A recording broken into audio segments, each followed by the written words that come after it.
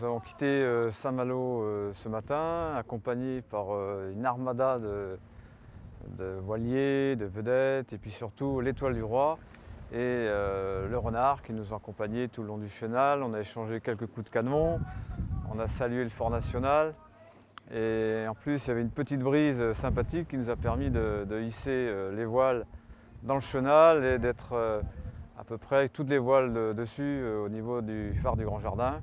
Voilà, ce qui a fait plaisir à tout le monde. Un grand succès de l'Hermione à Saint-Malo, puisque nous avons eu à peu près plus de 20 000 visiteurs durant cette escale. 20 000 personnes, jusqu'à 3 200 par jour, qui se sont pressés sur le pont, qui ont vraiment apprécié de visiter l'Hermione, et dans ce décor magique qui est un petit peu la cité corsaire. Alors oui, donc l'Hermione quitte Saint-Malo, la cité corsaire, mais pour rejoindre Brest.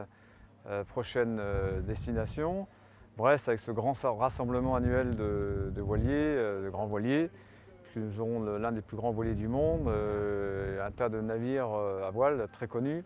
Alors cette journée a été très active sur l'Hermione, particulièrement parce que déjà pour l'appareillage, donc nous avions les 3/3 sur le pont pour le hissage des voiles.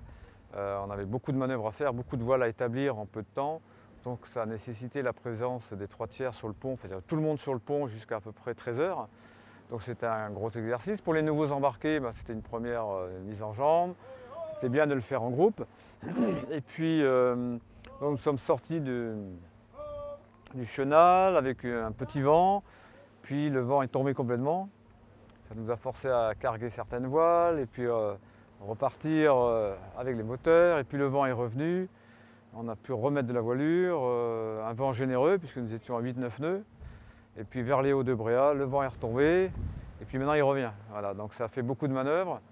Donc journée intéressante pour tout le monde. Et on peut dire qu'aujourd'hui, à la fin de la journée, l'équipage est prêt pour la navigation jusqu'à Brest.